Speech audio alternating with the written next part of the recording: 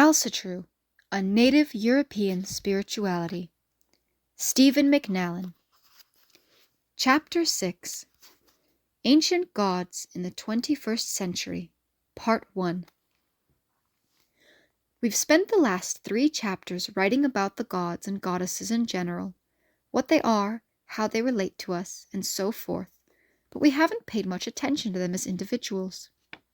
In this chapter, and the next, we'll take a quick tour through the Northern Pantheon and introduce you to some of the main characters. This includes a description of the holy powers taken from the myths, a look at the role they play in the bigger picture, and some thoughts on what they have to do with our lives today. This list is by no means all-inclusive. It's easy to pick out the main players, of course. For example, lots of people have heard of Odin and Thor. But other gods and goddesses are less recognizable. Their names may only occur in a line of Viking Age poetry, or in an inscription on a stone in Germany. We know next to nothing about them, despite the best efforts of the scholars. To make things even harder, many deities were known under several names.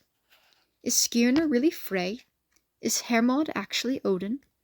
Are the dozen or so minor goddesses that appear to be Frigga's handmaidens only the goddess herself in disguise? And can we ever know? All gods and goddesses were not worshipped equally in all times and places. Uller was fading from memory by the time the old lore was recorded.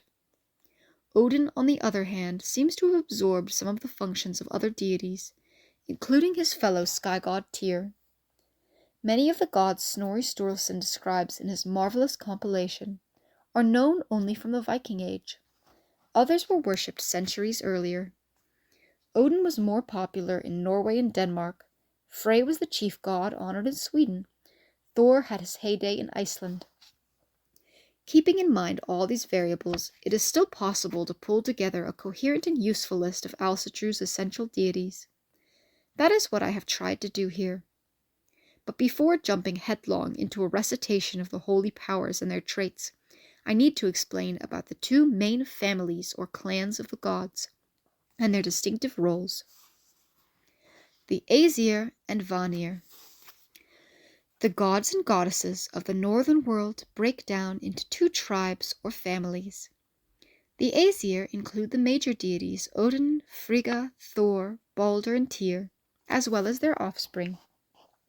In general, the Aesir are more involved with force and rulership. They tend to be associated with the sky. Tyr reflects the ancient Indo-European sky god, and Odin later took his place to some extent. Thor's sky connection is apparent from the nature of his hammer, which is the lightning, as well as his role in fertilizing the fields with rain. The main Vanir deities are Njord and his 2 children, Frey and Freya. These 3 live with the Aesir, so they are described in many of the myths. Others of the Vanir lived in Vanaheim, though we know nothing about them. The Alfar, or elves, also seem to be related to the Vanir.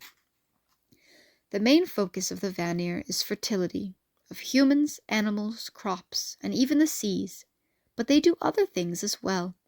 Frey and Freya are both involved in warfare. Freya is the mistress of her own special magic called Seidr. Frey was the divine ancestor of the old Swedish kings. But despite these additional assignments, the Vanir are mainly deities of fertility, prosperity, and pleasure. Despite this seemingly tidy categorization, many of the Germanic gods and goddesses are not clearly Aesir or Vanir. We just do not know enough about them to place them in one group or the other. Dumézil and his trifunctional hypothesis. One of the most important tools for thinking about the northern deities, as well as the societies that worship them, is the trifunctional hypothesis of the French philologist Georges Dumézil. He compared social systems and myths across many Indo-European cultures, Rome, the Germanic lands, Vedic India, Old Ireland, and others, and found consistent patterns. In each culture there was an upper tier, which Dumézil called the first function, composed of gods dealing with sovereignty, law, and priesthood. This function is shared by 2 deities. One maintains the law, preserves cosmic order, and seeks stability and continuity. In the Germanic pantheon, this is the role of Tyr. The other god of the first function is the ecstatic, ever-changing, and mysterious. These words match Odin precisely. The second function is defense, or the warrior function. Thor swinging his giant hammer like a lightning bolt is the perfect example of such a god. Dumézil's third function is home to deities of productivity, fertility, and abundance. Frey and Freya and the Vanir generally maintain the third function among the Germanic gods and goddesses. Again, this is not to say that the deities identified with the three functions act only in those roles. The boundaries are not absolute. Thor, a god of defense, second function, has a fertility aspect, third function. Frey and Freya, third function, both operate in a military manner, second function. Tyr, a first function god, is called upon for victory in battle. First function Odin slices through all these categorical boundaries in every direction. Dumézil noticed that Indo-European societies organized themselves in a manner parallel to their mythological structure. Lawgivers and priests were in the uppermost class, warriors were in the second tier, and farmers, huntsmen, and artisans were in a class analogous to the third function. But since this book is about religion rather than social structure, we will note this in passing and continue our survey of the Northern mythology. Why should we care about Dumézil's analysis? Often, our knowledge of a Germanic deity is limited by contradictory information or poor sources. By studying a god or goddess in another Indo-European pantheon, we may gain insight into the nature of our own Germanic deities. Verses in the Rig Veda, written for Indra, work fine in rituals dedicated to Thor. Celtic and Germanic religions are such good mirrors of each other that, as Hilda Davidson says, in Myths and Symbols in Pagan Europe, they are essentially two branches of a common European religion. For many years, the standard explanation for the mythological war between the Aesir and the Vanir was that the Vanir faith was the religion of the first Europeans, and that the Aesir were the gods of invading Indo-Europeans from the steppes of Asia. When the Aesir worshippers moved into Old Europe, the two parties supposedly fought a war that was described symbolically in the myths. This theory is now out of date, because an examination of other Indo-European mythologies outside of Europe, based on Dumézil's work, shows similar themes. The conclusion: the Aesir and Vanir have always been an integral part of Germanic religion. Dumézil's trifunctional hypothesis also reminds us of the strong links that unite Indo-Europeans. From Benares to Reykjavik, certain distinct cultural traits underlay the apparent variety of Indo-European regional societies. Looking at these constants, we cannot help but be impressed by the depth and breadth of the pan-Indo-European vision. With this theoretical consideration out of the way, we are ready to move on to the gods and goddesses themselves. In the remainder of this chapter, I will describe some of the gods and goddesses that vividly illustrate Dumézil's three categories.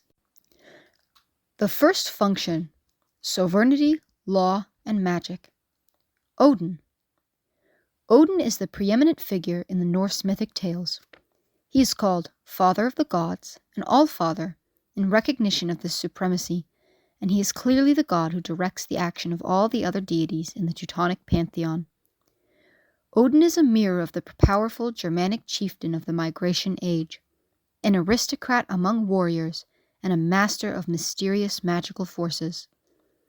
Odin's wide-ranging expertise, warmaker, magician, poet, seducer, winner of wealth, has won him a reputation of being the god of everything, as opposed to other gods and goddesses of more limited scope. Odin is a character depicted in bold strokes. His wide-brimmed hat hides the empty socket of an eye plucked out in the winning of wisdom. 2 wolves sit by his side, and a pair of ominous ravens circle over his head. Odin's steed is no ordinary horse, but an 8-legged marvel who rides between worlds. Often the god travels in disguise while accomplishing his mysterious missions. In battle, he may appear as a tall, bearded man throwing a magical spear over the ranks of his enemy, thus claiming them for sacrifice. Odin talks with the dead, understands the language of the birds, and fosters heroes only to seemingly betray them at their moment of greatest glory. Odin is power and paradox.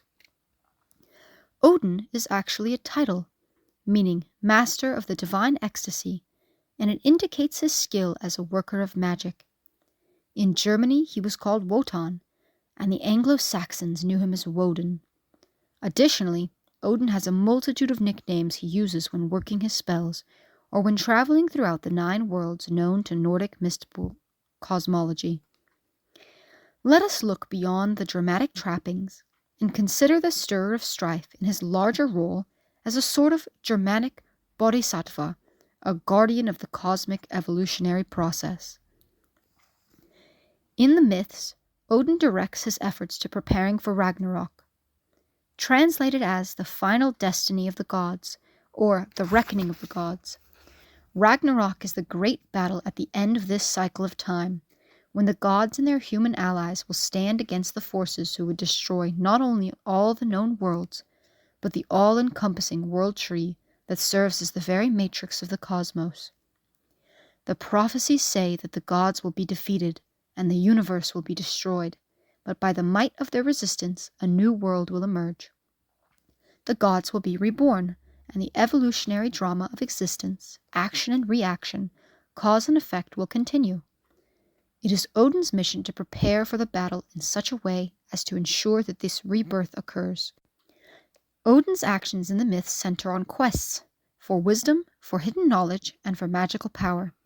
He hangs on the world tree to grasp the might of the runes. He lies 3 nights with Gunnlod to drink the mead of magic inspiration, and he plucks out an eye for the knowledge concealed in Mimir's well. Odin interrogates long-dead seeresses and queries dead men on the gallows to learn the things he must know to increase his magical prowess, and thus to better counteract the giants. Paradoxically, although Odin fights to protect the cosmic order, many of his means are disruptive and disorderly. Indeed, one of his nicknames, which are called heiti in Old Norse, is Stirrer of Strife. His motivation is not petty mischief. Odin stirs warfare to defeat his foes and to raise up heroes, deliberately furthering the evolutionary process through the highly selective stress of combat. His heroes thrive under his fostering, only to fall at the height of their glory. Superficially, Odin betrays them in battle, but seen from a deeper perspective, he brings them in triumph to Valhalla, where they will feast with him and prepare to fight alongside him at Ragnarok.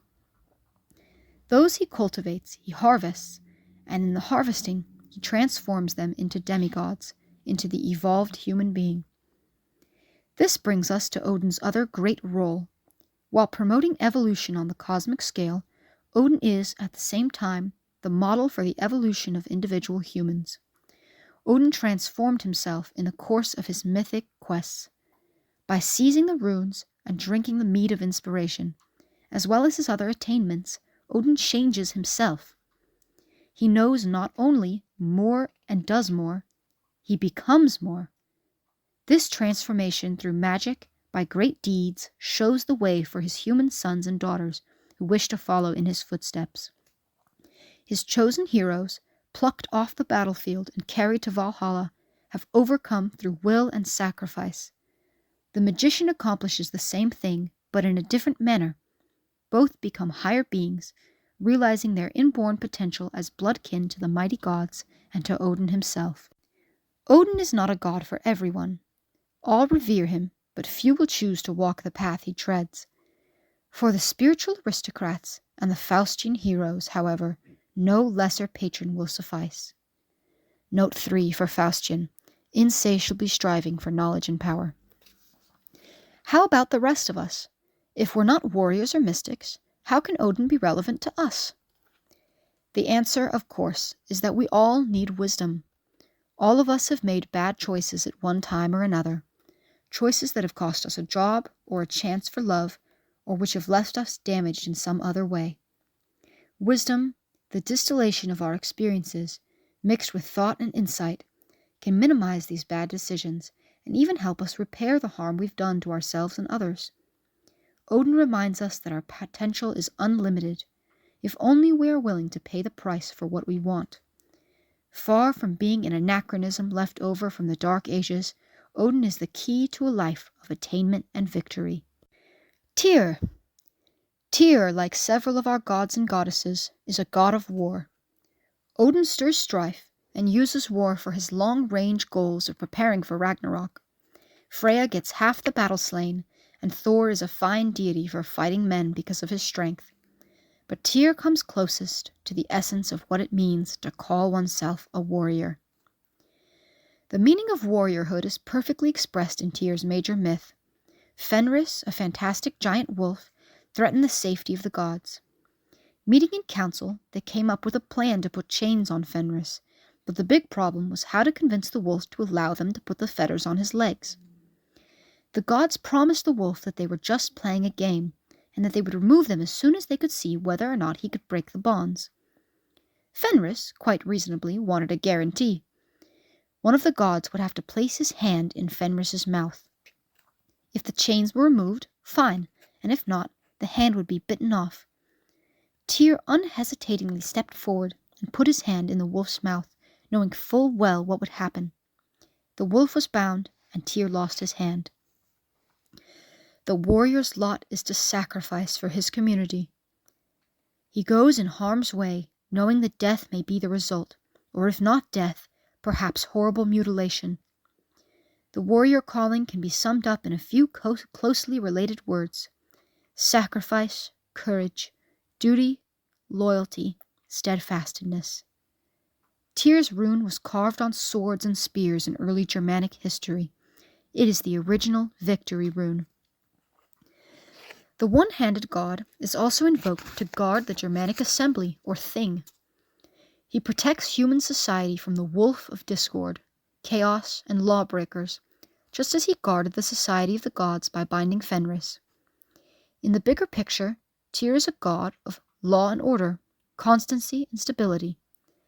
As such, he is associated with the pole star, which figuratively sits atop the world column and remains stationary while all the others revolve around it. Tyr's connection with law also springs from another source. War, to the Germanic mind, is a sort of trial at which a judgment will be rendered. Victory or defeat hangs in the balance, with its success going to the one who has the greatest might.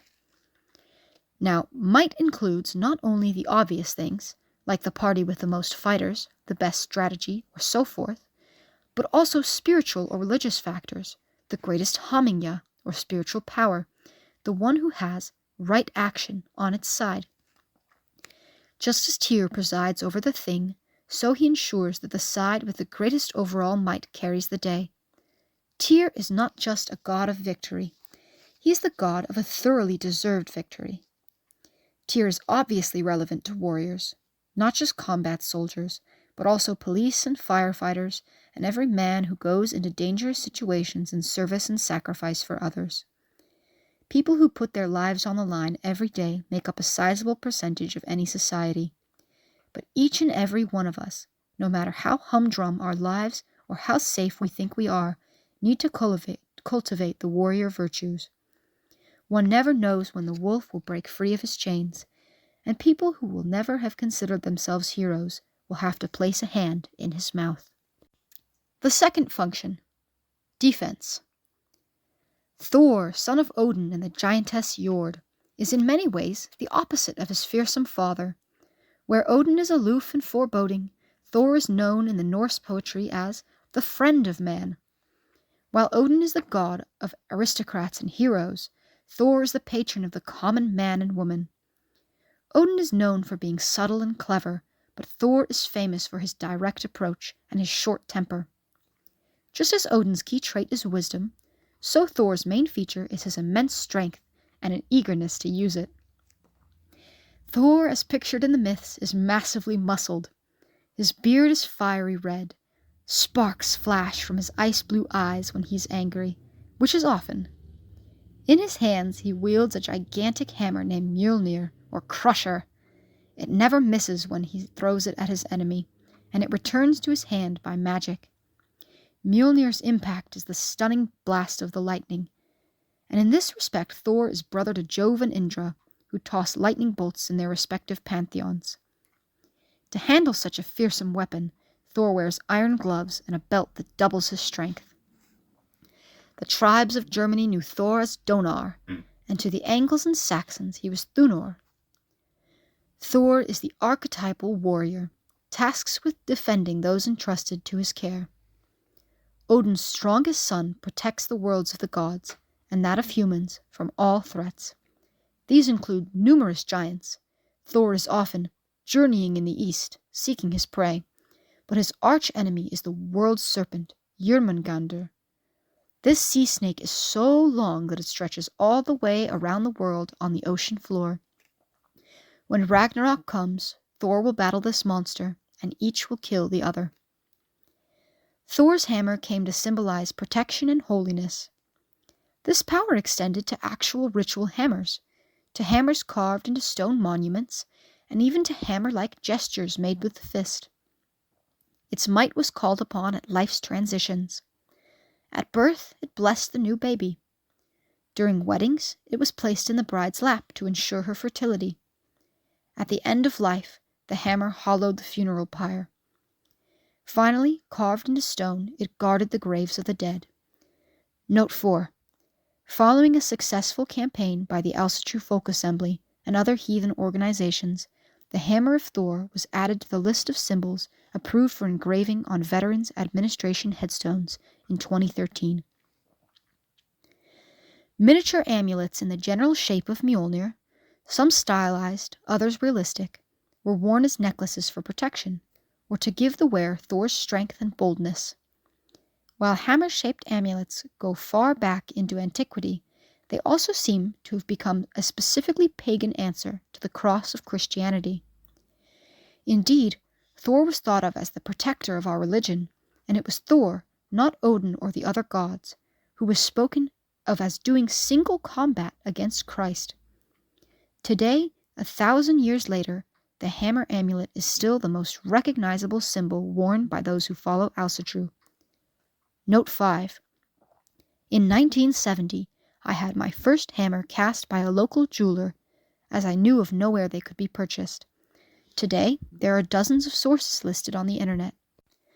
Thor and his hammer have an important secondary significance: the fertility of humans, the fields, and livestock.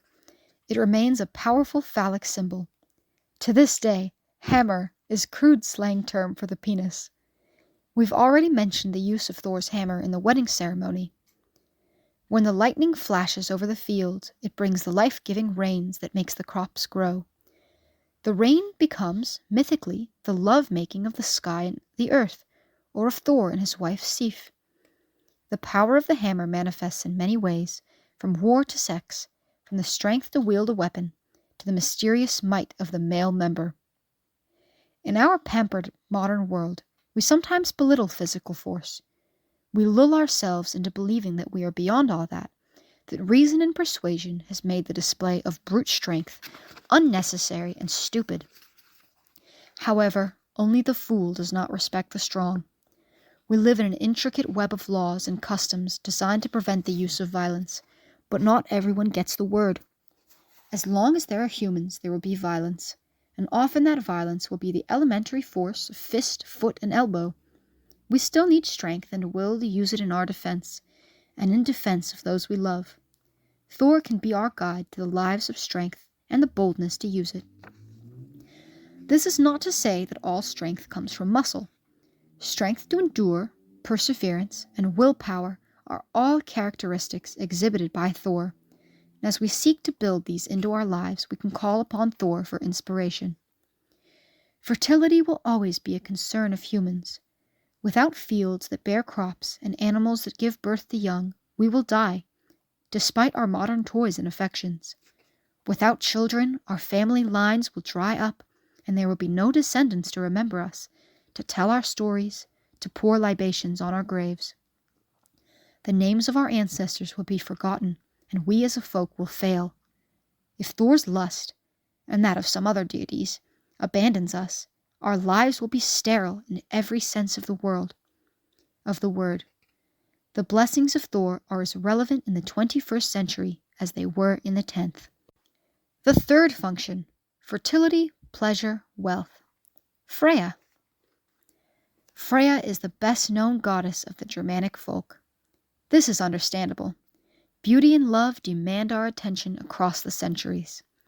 These are Freya's best-known domains, but they are only part of the complex nature of this goddess.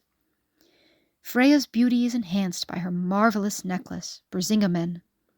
The myths tell us that she made love with 4 dwarves in exchange for this piece of jewelry. We should not, however, be hasty to dismiss this goddess as a whore. The most famous dwarves in the Norse mythic lore are the 4 that hold up the sky: Nordri, Austri, Sudri, and Vestri, or north, east, south, and west, respectively. The symbolism is significant.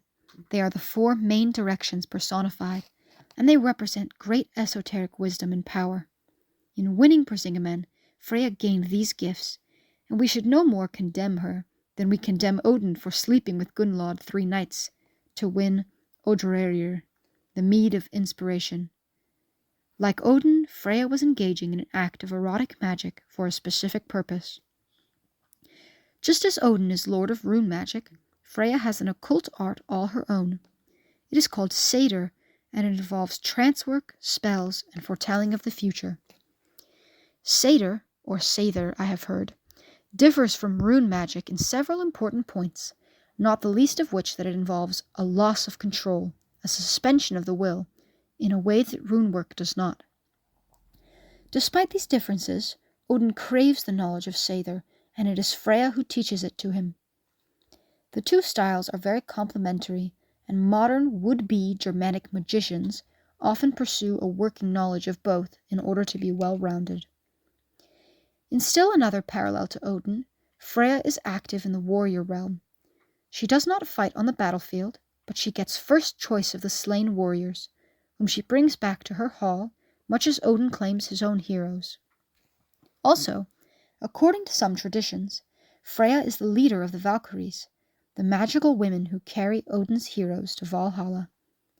Freya and Odin cooperate when it comes to harvesting the souls of the dead. Comparing Freya and Odin, we see that both of them operate in many areas. Both are workers of magic, both have to do with war, and to a lesser extent, both are involved in the winning of wealth and sexual pleasure. Of all the gods and goddesses, Freya is the only one who has taken to herself as many functions as Odin. Freya's relevance to modern men and women is obvious. Love, lust, pleasure, and wealth are still as much on our minds as they were in the Viking Age and before. Why not incorporate them into a legitimate religious context so they can be expressed in ways that are helpful rather than harmful to the individual and to society? Why not get rid of the hypocrisy and guilt and deal with them in a positive and life-affirming manner? The gifts of Freya are an integral part of our ancestral religion, and they fill important human needs that transcend the centuries. Frey. Frey is Freya's brother. Together, they are the most important representatives of the family of gods and goddesses called the Vanir. Frey personifies fertility, prosperity, peace, and pleasure, especially pleasure of the sexual variety. Snorri Sturluson, in his Prose Edda, says it well. Frey rules over the rain and the shining of the sea, and therewithal the fruit of the earth, and it is good to call on him for the fruitful seasons and peace. He governs also the prosperity of men. Statues of Frey, both the large wooden ones in temples and small ones designed to be worn as amulets, featured an erect penis. His animals are the stallion and the boar, both famous for their strength and virility. The best-known story about Frey tells of his wooing the giantess Gerd. While sitting on Odin's seat, which looks over all things, Frey sees Gerd and is instantly smitten. He persuades Skirnir to ride to the land of the giants and plead Frey's case for marriage. Skirnir offers Gerd one gift after another, but the maiden is not interested in his proposal. Finally, Skirnir chants a terrible curse against her, and at last Gerd agrees to wed Frey. For his success in convincing Gerd, Frey gives Skirnir his magical sword. Frey's principal powers lie in the realms of fertility, wealth, and pleasure, but he can be a fighter as well as a lover.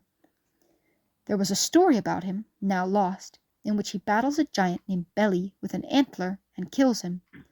He had no sword for the duel because he had given it to Skirnir, as recounted above. It is said that Frey will greatly miss his sword at Ragnarok, when he will fight and kill the fire giant, Surt.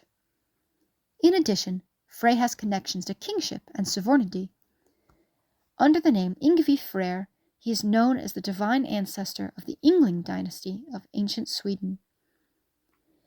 The combination of fertility, warrior might, and rulership make Frey the most well-rounded of the gods next to Odin. Farmers, gardeners, herdsmen, and all who make their livelihood from the land can call upon Frey's help. All who want prosperity, and who doesn't, should seek the blessings of Frey. Men who want to be more virile can seek his intercession, and women as well, who want more fulfilling relationships. Billions of spam email ads for Viagra and penis enlargers testify to an enduring need for Frey's gifts.